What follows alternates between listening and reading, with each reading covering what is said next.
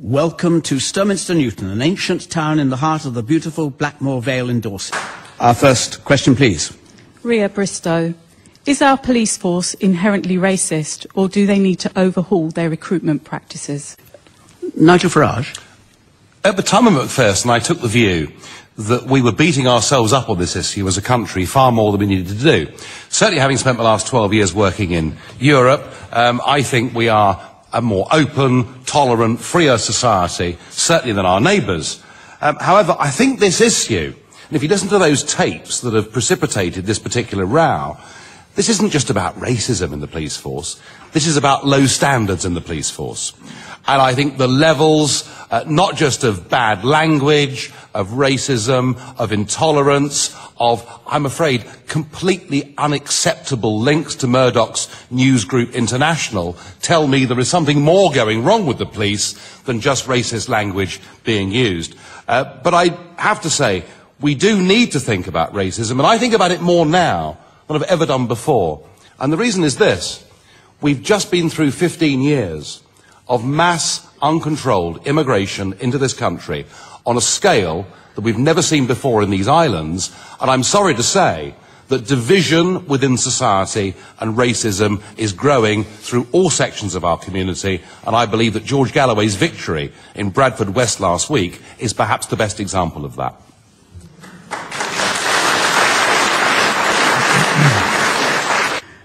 Our next, please. Thelma Wood. Surely anyone who is inadequate at their jobs should be sacked, and not just the teachers. Nigel Farage. Well, of course, you're absolutely right. And I must say, in terms of a teaching profession, there is a real problem here. Now, I mean, I'm not supposed to say this, but the truth of it is that there is almost no way at the moment that the state sector can get rid of bad teachers. A friend of mine took on a new academy in Kent, and he's doing everything he can to bring back into that school competitive sport, some form of discipline. He said to me, Nigel, we're doing well. He said, but 1 in 5 of my teachers, frankly, are not up to speed and are holding the children back, but I simply cannot. It's too difficult to sack anybody. So I feel very sorry for him trying to do that. And actually, teachers do have the right, after a certain period, to say, you're out. They do, but Jonathan, it is, I'm afraid, within the state system, if you do that, you're incurring the wrath of the unions. And I think the question actually brings a bigger point out. Teachers may be one example, but there is a problem here with the public sector in this country. You know, anybody here that's worked in the private sector knows if they don't cut the mustard, they're out. And it's as simple as that. And I'm afraid within the public sector, and a public sector, incidentally, that whilst Ben's government was in power, grew by nearly 1 million people, virtually nobody ever gets sacked. And I've seen how public's money is spent in Brussels over the last 12 years, where the accounts have not been signed off by the auditors for 17 years in a row, and yet nobody has been sacked for all this waste of money. So we need to get more competitive in the public sector. That's my view. To save...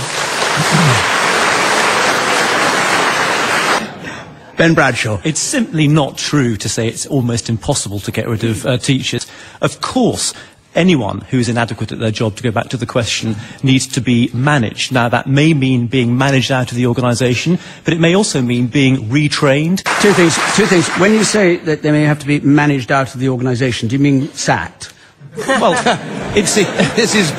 Yeah, yes. Wonderful New Labour, yes, isn't it? Yes, but there are the whole point about this is not summary dismissal, Jonathan. So they were got rid of through natural wastage, weren't they? No. 10%, they retired, they fell ill, they weren't actually sacked then, were they? Come on. It's about due process.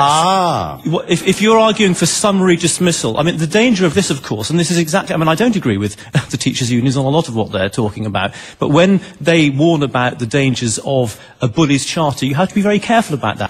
You know, teachers should be people that we respect and admire, and by criticising them in this way and suggesting that there are loads of them that need sacking, all the sort of backdrop of mistrust that this has, I just find so upsetting, because I see now so many parents questioning in front of their own children a teacher.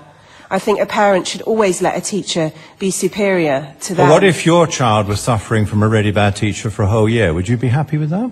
I would be very reticent about showing my mistrust and disrespect for that individual until they'd been removed from the school. But ultimately, I would trust the school, and I would feel that they knew better than I did. And this is the problem, is that there are so many people now who want to get involved in these issues and not trust professionals to do their job. But in many cases, the professionals have let the children down. And you can't blame parents for standing up and saying, my son or daughter has received a totally inadequate education and something needs to be done. There's huge anger out there in this country about the massive decline in educational standards we've been through over the last couple of decades. There really is. The argument is, as I say, my friend that runs a big school in Kent, he says it's 1 in 5 or fewer, but if 1 in 5, and if that happens to be the person that is in charge of your son or daughter's education, that matters to you a hell of a lot, and there's got to be a mechanism to get rid of people far more quickly than we currently have. If you're saying that 1 in 5 teachers need sacking, then shame on you. Well, that may be true. It may be true. Should universities become responsible for setting the standards for A-levels? Nigel Farage.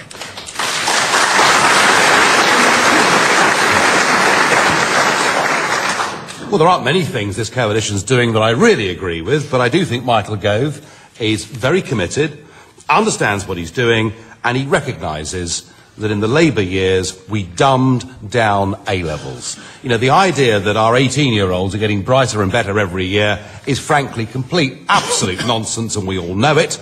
And so what Gove is trying to do is to give the universities the ability to set the standard. And I commend him on that. However, there is a bigger debate about what university is and what it's for. And I'm going to agree with Ben on this, because I think we're actually sending too many youngsters to university. Far too many. We seem to have this very odd form of snobbery in this country, that if at 16 or 17 your son or daughter says, I want to learn a skill, I want to learn a trade, I want to be a plumber, I want to be a carpenter, we say, oh no, you've got to go and get a degree in an ology. So I think we've got to change our attitudes in this country, and let's start recognising that actually many of our youngsters would be far better off leaving school at 16 and learning trades and skills. I really believe that. Following the fracas between Boris and Ken, should politicians be required to publish their tax returns? Nigel Farage. Oh, I'm thoroughly enjoying the row. Ken Livingstone, it's the wonderful case of the bite a bit, isn't it? He thought by Boris exposing how much his outside earnings were, it would damage Boris, and in fact it's actually rather damaged Ken, because he appears to be withholding the full truth. So on the face of it, it's very tempting to say, isn't it, there should be absolute full transparency, and we should know absolutely everything about people that stand for public office. I've got a slight concern about that. How far back do we go? Do we ask for last year's tax returns? Do we ask for the last 30 years' tax returns? Do we ask for people's medical records? I mean, how far does this go? And my problem with it is this. We've currently got a parliament, a government, that is absolutely dominated by a group of people who've lived off trust funds for the whole of their lives, who are totally out of touch with reality. And I have a feeling, if we go down this route of saying, show us what you've made, show us what you've earned, we will actually put off joining politics people who've been successful in their own private lives and careers. Goodness me, there's a dearth enough of talent in Parliament as it is, and I think we're going too far if we head down this route. I really do. Is that a fair description of the cabinet ministers that you're acquainted with? It's not a fair description of many cabinet ministers I know, and I well, think Osborne's not had a job, is it? Eric Pickles would find a very surprising characterisation of him, for example. What did the Prime Minister do after university, John? What did the Chancellor do after university? They're all college kids playing politics, aren't they, who all come from very wealthy families. They're out of touch. To our audience now, Jackie State asks, should politicians be required to publish their tax returns? Who thinks they should be required so to do? Would you put your hands up? Who thinks they shouldn't? Very few. That's interesting. Well, the overwhelming majority of this audience believes that they should not be so required. Is it possible to imagine that email and phone surveillance is not an infringement onto someone's personal life? Is it possible to imagine that email and phone surveillance is not an infringement into someone's personal life? This springs from the now very fiercely contested view of the government that the rights of the state to have access to aspects of people's private lives in the form of letters and telephone calls should be extended to emails and phones. Nigel Farage. Well, it's all a bit rich, this debate, isn't it? When Labour were in government, they wanted to have a big centralised database, and the Tories and Lib Dems screamed about it, and now they're in government, they want the internet service providers to hold it on their behalf. It's a ridiculous, nonsensical debate. Of course it's an infringement, referring back to our question. Look, the job of the UK government is to protect our liberties, not to abolish them. And that, it seems to me, is what's going on here. But there's a bigger question here. I know Jonathan won't like this at all, because we're supposed to not discuss Europe here. Because that's meant to be entirely foreign, and the entire panel will deny it as well. But please ask yourselves, why is this happening?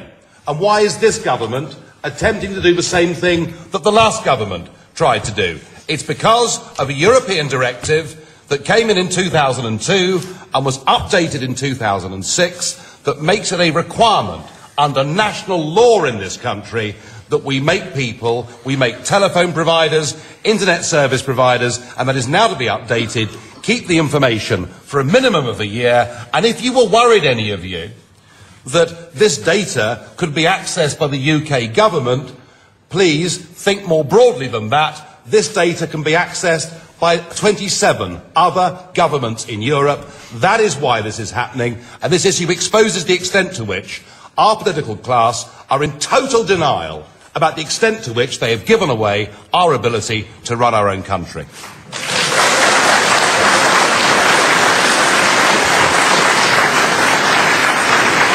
Is marriage owned by the state? Nigel. Look, civil partnerships have worked extremely well. There's no argument anymore about unfairness. It's Easter. Let's have a thought about Christians, Christianity and our churches. And I think it's a mistake to go down a route that ultimately would force our churches into holding gay marriage services that are against their beliefs. Viv Groscott. Thank you. That's the end of the programme.